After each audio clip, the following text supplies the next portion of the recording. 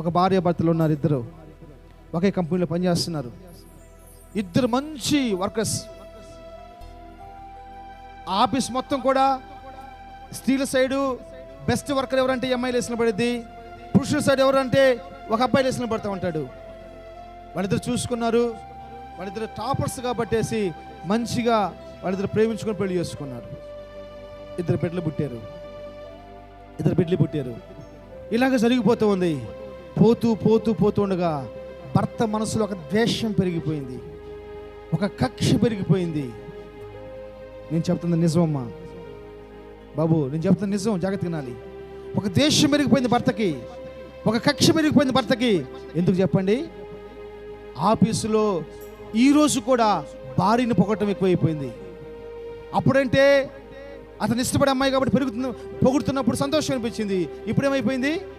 భార్య అయిపోయింది కదా, భార్య కంటే నేనే గొప్ప, నన్నే పొగడాలి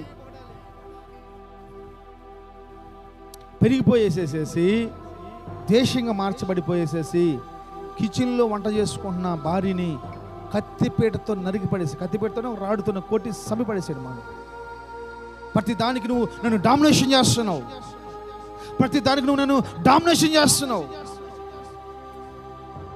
చాలా అన్యాయం కదా.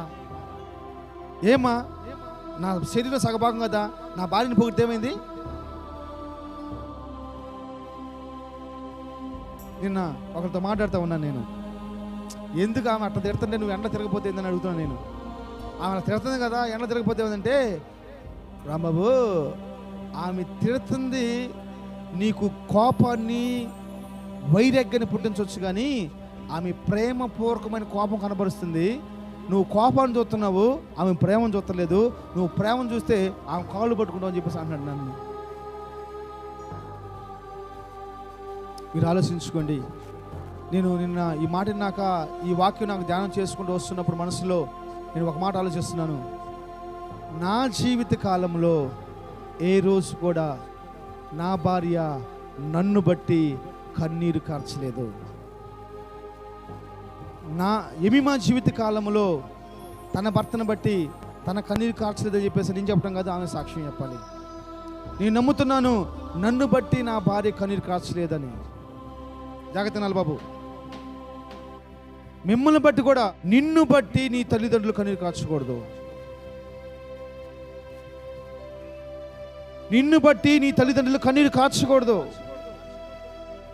నీ పేరు చెప్పగానే వాళ్ళ పెదవులపైకి ఒక నవ్వు రావాలి, ఎక్కలేని సంతోషం. ఎంతమంది సాక్ష్యం చెప్తారు?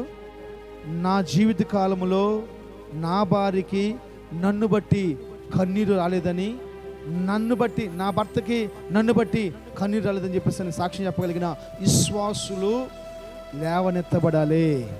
ఇప్పటి వరకు నువ్వు ఎలా ఉన్నావో నాకు తెలియదు, ఇక్కడి నుంచి మనం అలా మార్చబడాలి. హల్లెలూయా. మన బిడ్డల్ని అలాగ పెంచాలి, మన బిడ్డల్ని కూడా అలాగ పెంచాలి.